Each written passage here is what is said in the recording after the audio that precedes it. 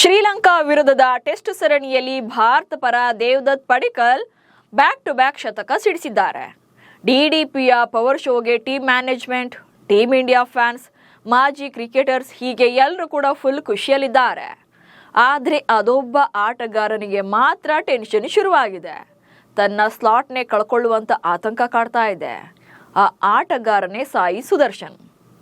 Injury ಕಾರಣಕ್ಕೆ ಸರಣಿಯಿಂದ ಹೊರಗುಳಿದಿರುವಂತಹ ಸುದರ್ಶನ್ ಈಗ ಮತ್ತೆ ಮೈದಾನಕ್ಕಿಳಿಯೋಕೆ ಸವಾಲು ಎದುರಾಗಿದೆ. ಹಾಗಾದ್ರೆ ಸಾಯಿ ಸುದರ್ಶನ್ಗೆ ಬಾಗಿಲು ಮುಚ್ಚಿದ್ರ ಪಡಿಕ್ಕಲ್? ಇಬ್ಬರಲ್ಲಿ ಯಾರು ಬೆಸ್ಟ್ ಚಾಯ್ಸ್ ಆಗ್ತಾರೆ? ಡಿಡಿಪಿ ಬೆನ್ನಿಗೆ ನಿಂತವರೆಷ್ಟು? ಈ ಬಗ್ಗೆ ಹೇಳ್ತೀನಿ. ನಾನು ಶಾಂತ. ನೀವು ಸುದ್ದಿಯಾನದ ಸಬ್ಸ್ಕ್ರೈಬರ್ ಆಗೋದಕ್ಕೆ ಮರಿಬೇಡಿ. ಒಬ್ಬರ ಇಂಜುರಿ ಮತ್ತೊಬ್ಬರಿಗೆ ವರವಾಗುತ್ತೆ ಅನ್ನೋದಕ್ಕೆ ಇದೇ ಬೆಸ್ಟ್ ಎಕ್ಸಾಂಪಲ್ ನೋಡಿ. ದೇವದತ್ ಪಡಿಕ್ಕಲ್ ಡೊಮೆಸ್ಟಿಕ್ ಕ್ರಿಕೆಟ್ನಲ್ಲಿ ಅಬ್ಬರಿಸಿ ಬೊಬ್ಬಿರಿದ್ರು ಕೂಡ ಭಾರತ ಪರ ಅವಕಾಶಗಳು ಸಿಕ್ಕಿದ್ದು ಅಷ್ಟಲ್ಲೇ ಇದೆ. ಟ್ಯಾಲೆಂಟ್ ಇದ್ರೂ ಆಪರ್ಚುನಿಟೀಸ್ ಇರಲಿಲ್ಲ.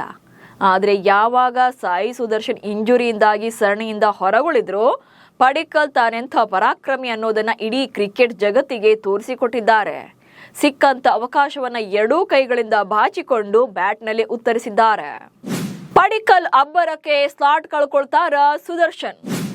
ಲಂಕಾ ನೆಲದಲ್ಲಿ ಬ್ಯಾಟ್ ಹಿಡಿದು ದೇವದತ್ ಪಡಿಕ್ಕಲ್ ಪರಾಕ್ರಮ ತೋರಿಸ್ತಾ ಇದ್ರೆ ಸಾಯಿ ಸುದರ್ಶನ್ಗೆ ಒಳಗೊಳಗೆ ಆತಂಕ ಕಾಡ್ತಾ ಇದೆ. ಯಾಕಂದ್ರೆ ಗಾಲೆ ಹಾಗೆ ಕೊಲಂಬೋ ಎರಡೂ ಪಂದ್ಯಗಳಲ್ಲೂ ಪಡಿಕ್ಕಲ್ ನಂಬರ್ 3 ಸ್ಲಾಟ್ನಲ್ಲೇ ಶತಕ ಬಾರಿಸಿದ್ದಾರೆ.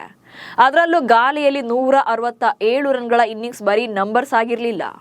ಶ್ರೀಲಂಕಾದ ಸ್ಪಿನ್ ದಾಳಿಯನ್ನು ಅತ್ಯಂತ ಸಮರ್ಥವಾಗಿ ಹಾಗೆ ಕಾನ್ಫಿಡೆಂಟ್ ಆಗಿ ಎದುರಿಸಿದ ಪಡಿಕ್ಕಲ್ ಭಾರತದ ಗೆಲುವಿನ ರೂವಾರಿಯಾಗಿದ್ರು.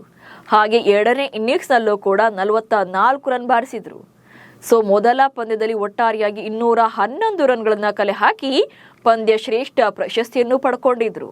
ಇನ್ನು ಕೊಲಂಬೋದಲ್ಲೂ ಈಗಾಗಲೇ ಮೊದಲ ಇನ್ನಿಂಗ್ಸ್ನಲ್ಲಿ 117 ರನ್ಗಳನ್ನ ಬಾರಿಸಿದ್ದಾರೆ. ಸೊ ಅಲ್ಲಿಗೆ 2 ಪಂದ್ಯ 3 ಇನ್ನಿಂಗ್ಸ್ಗಳಲ್ಲೇ 328 ರನ್ಗಳನ್ನ ಕಲೆ ಹಾಕಿದ್ದಾರೆ. ಆದರೆ ಸಾಯಿ ಸುದರ್ಶನ್ ಭಾರತ ಪರ ಒಟ್ಟಾರೆಯಾಗಿ ಟೆಸ್ಟ್ ಫಾರ್ಮೆಟ್ನಲ್ಲಿ 7 ಪಂದ್ಯಗಳ 12 ಇನ್ನಿಂಗ್ಸ್ಗಳಲ್ಲಿ ಬ್ಯಾಟಿಂಗ್ ಮಾಡಿದ್ದಾರೆ. ಇದರಲ್ಲಿ 383 ರನ್ಗಳನ್ನ ಕಲೆ ಹಾಕಿದ್ದಾರೆ. ಸೊ 3 ಅರ್ಧ ಶತಕಗಳಿದೆ. ಹಾಗೆ 87 ರನ್ ಗಳಿಸಿರೋದೇ ಹೈಯೆಸ್ಟ್ ಇಂಡಿವಿಜುವಲ್ ಸ್ಕೋರ್ ಆಗಿದೆ. ಸೊ ಇದುವರೆಗೂ ಕೂಡ ಅವರ ಬ್ಯಾಟಿಂದ ಟೆಸ್ಟ್ನಲ್ಲಿ ಶತಕ ಬಂದಿಲ್ಲ. ಇದೇ ಪರ್ಫಾರ್ಮೆನ್ಸ್ ನೋಡಿಕೊಂಡೇ ನಂಬರ್ 3 ಸ್ಲಾಟ್ಗೆ ಸುದರ್ಶನ್ಗಿಂತ ಪಡಿಕ್ಕಲ್ ಬೆಸ್ಟ್ ಎನ್ನುವಂತ ವಾದ ಶುರುವಾಗಿದೆ. ಹಾಗಂತ ಈ 2 ಪಂದ್ಯಗಳ ರನ್ಸ್ ಅಷ್ಟೇ ಅಲ್ಲದೆ ಪಡಿಕ್ಕಲ್ ಈಸ್ ಬೆಸ್ಟ್ ಅನ್ನೋದಕ್ಕೆ ಬೇರೆ ರೀಸನ್ಸ್ ಕೂಡ ಇದೆ. ಅವಕಾಶ ಸಿಕ್ಕ ಕೂಡಲೇ ಬ್ಯಾಟಿಂಗ್ ಮೂಲಕವೇ ಉತ್ತರ ನೀಡಿದಂತ ಪಡಿಕ್ಕಲ್. ಸೊ ಇಲ್ಲಿ ಪಡಿಕ್ಕಲ್ ಯಾಕೆ ಬೆಸ್ಟ್ ಅನ್ನೋದಕ್ಕೆ, ಸೊ ಅವಕಾಶಗಳು ಎಲ್ರಿಗೂ ಕೂಡ ಸಿಗುತ್ತೆ.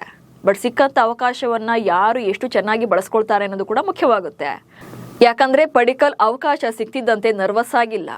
ಸಿಕ್ಕಿರುವಂತ ಅವಕಾಶವನ್ನು ಸಮರ್ಥವಾಗಿ ಬಳಸಿಕೊಂಡು ತನ್ನಲ್ಲಿರುವಂತಹ ಟ್ಯಾಲೆಂಟ್ನಿಂದಲೇ ಬ್ಯಾಟಿಂಗ್ ಮೂಲಕವೇ ಉತ್ತರವನ್ನ ಕೊಟ್ಟಿದ್ದಾರೆ. ಅದರಲ್ಲೂ ಶ್ರೀಲಂಕಾದ ಸ್ಪಿನ್ ಫ್ರೆಂಡ್ಲಿ ಪಿಚ್ನಲ್ಲೂ ಕೂಡ ಅದ್ಭುತ ಬ್ಯಾಟಿಂಗ್ ಮಾಡಿರುವಂಥದ್ದು. ಹೇಳಿ ಕೇಳಿ ಭಾರತೀಯ ಬ್ಯಾಟ್ಸ್ಮನ್ಗಳು ಸ್ಪಿನ್ ವಿರುದ್ಧವಾಗಿ ಚೆನ್ನಾಗಿ ಆಡಲ್ಲ ಎನ್ನುವಂಥ ಕಂಪ್ಲೇಂಟ್ಸ್ ಇತ್ತು. ಆದರೆ ಅದೇ ಸ್ಪಿನ್ ಸ್ವರ್ಗವಾಗಿರುವಂತಹ ಪಿಚ್ಗಳಲ್ಲೇ ಸ್ಪಿನ್ನರ್ಗಳ ವಿರುದ್ಧವೇ ಅದ್ಭುತವಾದಂಥ ಪ್ರದರ್ಶನ ನೀಡಿದ್ದಾರೆ. ಅಂಡ್ ಪ್ರೆಷರ್ ಟೈಮಲ್ಲಿ ಸೆಂಚುರಿ ಬಾರಿಸಿ ಬಿಗ್ ಇನ್ನಿಂಗ್ಸ್ ಅನ್ನ ಮೂಡಿಸಿರುವಂಥದ್ದು, ಭರವಸೆ ಮೂಡಿಸಿರುವಂಥದ್ದು. ಸೊ ಯಾವಾಗ ನಂಬರ್ 3 ಅನ್ನೋದು ಭಾರತಕ್ಕೆ ಯಾವತ್ತಿಗೂ ಕೂಡ ಗಾಡ್ ಗಿಫ್ಟ್ ಇದ್ದಂತೆ. ಸೊ ನಂಬರ್ 3 ಬ್ಯಾಟರ್ಗಳೇ ಆಲ್ಮೋಸ್ಟ್ ಇಡೀ ತಂಡದ ಬೆನ್ನೆಲುಬಾಗಿರ್ತಾರೆ. ಸೊ ಇದನ್ನ ಸಮರ್ಥವಾಗಿ ನಿಭಾಯಿಸ್ತಾ ಇದ್ದಾರೆ ಪಡಿಕ್ಕಲ್. ಸೊ ಒತ್ತಡದ ಸಮಯದಲ್ಲಿ ಸೆಂಚುರಿ ಬಂದಿರುವಂಥದ್ದು. ಮಾಜಿ ಕ್ರಿಕೆಟರ್ಸ್ ಕಡೆಯಿಂದಲೂ ಕೂಡ ಪಡಿಕ್ಕಲ್ಗೆ ಸಪೋರ್ಟ್ ಸಿಗ್ತಾ ಇದೆ. ಯಾವಾಗ ಪಡಿಕ್ಕಲ್ ಬ್ಯಾಕ್ ಟು ಬ್ಯಾಕ್ ಶತಕ ಹೊಡೆದ್ರು, ಹಾಗೆ ನಂಬರ್ 3ನಲ್ಲಿ ಯಾರನ್ನ ಕಂಟಿನ್ಯೂಸ್ ಆಗಿ ಆಡಿಸಬೇಕು ಎನ್ನುವಂತ BCCI ಕನ್ಫ್ಯೂಷನ್ಗೆ ಸೊ ಪಡಿಕ್ಕಲ್ ಈಸ್ ಬೆಸ್ಟ್ ಅನ್ನೋದು ಮಾಜಿ ಕ್ರಿಕೆಟಿಗರ ವಾದ ಕೂಡ ಆಗಿದೆ. ಹೀಗೆ ಎಂಡ್ ಆಫ್ ದಿ ಡೇ ಅವಕಾಶ ಸಿಗಬೇಕು ಅಂದ್ರೆ ಪ್ರದರ್ಶನವೇ ಮಾನದಂಡ ಆಗುತ್ತೆ. ಹಾಗಂತ ಸಾಯಿ ಸುದರ್ಶನ್ರನ್ನ ದಿಢೀರಂತ ತಂಡದಿಂದ ಹೊರಗಿಡೋಕು ಕೂಡ ಆಗಲ್ಲ. ಯಾಕಂದ್ರೆ ಸುದರ್ಶನ್ ಕಳೆದ 1 ವರ್ಷದಿಂದಲೂ ಕೂಡ ಭಾರತ ಟೆಸ್ಟ್ ತಂಡದ ಭಾಗವಾಗಿದ್ದಾರೆ. ಪ್ರಸ್ತುತ ಅವರಿಗೆ ಇಂಜುರಿ ಎನ್ನುವಂತ ಕಾರಣಕ್ಕಷ್ಟೇ ಅವರನ್ನ ಸರಣಿಯಿಂದ ಹೊರಗಿಟ್ಟಿರೋದು, ಫಾರ್ಮ್ನಿಂದ ಅಲ್ಲ. ಹೀಗಾಗಿ ನಂಬರ್ 3ನಲ್ಲಿ ಆಡಿದ ಅನುಭವ ಕೂಡ ಅವ್ರಿಗಿದೆ. ಹೀಗಾಗಿ BCCIಗೆ ಮುಂದಿನ ಟೆಸ್ಟ್ ಪಂದ್ಯದಲ್ಲಿ ಸಾಯಿ ಸುದರ್ಶನ್ ವರ್ಸಸ್ ಪಡಿಕ್ಕಲ್ ನಡುವೆ ಯಾರನ್ನ ಸೆಲೆಕ್ಟ್ ಮಾಡಬೇಕು ಎನ್ನುವಂತ ತಲೆಬಿಸಿ ಕಾಡಲಿದೆ. ಯಾಕಂದ್ರೆ ಉಳಿದ ಯಾವ ಸ್ಲಾಟ್ನಲ್ಲೂ ಕೂಡ ಇಬ್ಬರನ್ನು ಕೂಡ ಆಡಿಸೋಕೆ ಸಾಧ್ಯನೇ ಇಲ್ಲ. ಬೇರೆ ಬದಲಾವಣೆ ಕೂಡ ಕಷ್ಟ ಇದೆ. ಹೀಗಾಗಿ ಮುಂದಿನ ಟೆಸ್ಟ್ ಪಂದ್ಯದಲ್ಲಿ ಯಾರು ಅವಕಾಶ ಗಿಟ್ಟಿಸಿಕೊಳ್ತಾರೆ ಅನ್ನೋದನ್ನ ನೋಡಬೇಕು. ನಿಮ್ಮ ಪ್ರಕಾರ ಸುದರ್ಶನ್ ವರ್ಸಸ್ ಪಡಿಕ್ಕಲ್ ಅಂತ ಬಂದಾಗ ನಿಮ್ಮ ಸಪೋರ್ಟ್ ಯಾರಿಗೆ ಅನ್ನೋದನ್ನ ಕಮೆಂಟ್ಸ್ ಮೂಲಕ ತಿಳಿಸಿ. ಹಾಗೆ ಸುದ್ದಿಯನ್ನು ಫಾಲೋ ಮಾಡಿ. ನಮಸ್ಕಾರ.